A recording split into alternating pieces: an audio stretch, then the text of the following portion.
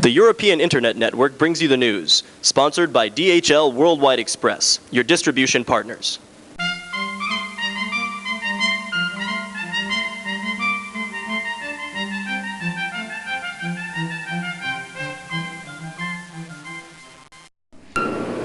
Hello, and welcome to Inside China Today.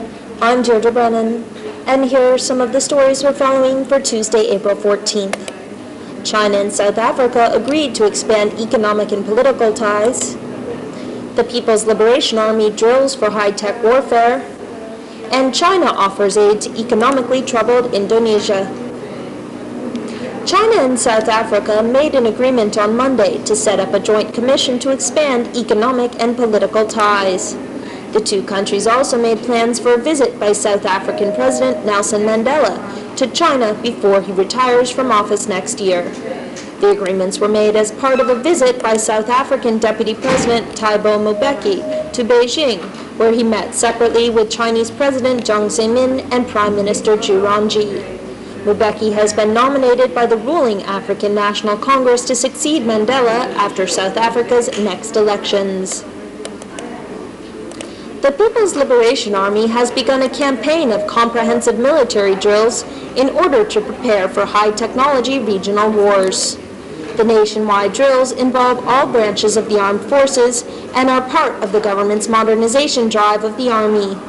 China is shifting away from its former policy of relying on vast numbers of soldiers for defense, instead opting for reliance on high-technological warfare strategies that require less manpower. Last month, outgoing Prime Minister Li Peng said plans to cut the armed forces by 500,000 soldiers were going ahead as scheduled.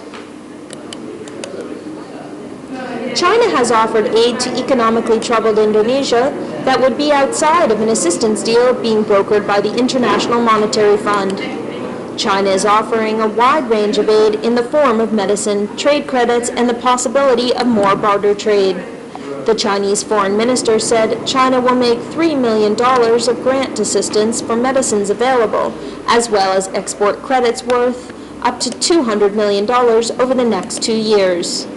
He also commented that China was helping cash-strapped Southeast Asian countries by not devaluating its currency, the yuan.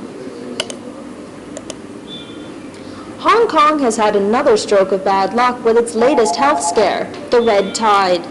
A plague of red algae has been killing off the territory's fish stocks at an alarming rate, and health workers are divided over whether the dead fish are safe to eat. The Agricultural and Fisheries Department insists the fish are safe to eat, while the Health Department is advising residents against it. In only a few days, the algae has killed off half of the entire fish stock bred in Hong Kong waters over the course of last year. So far, damage has been estimated at $31 million. And now, for a look at Wednesday's weather.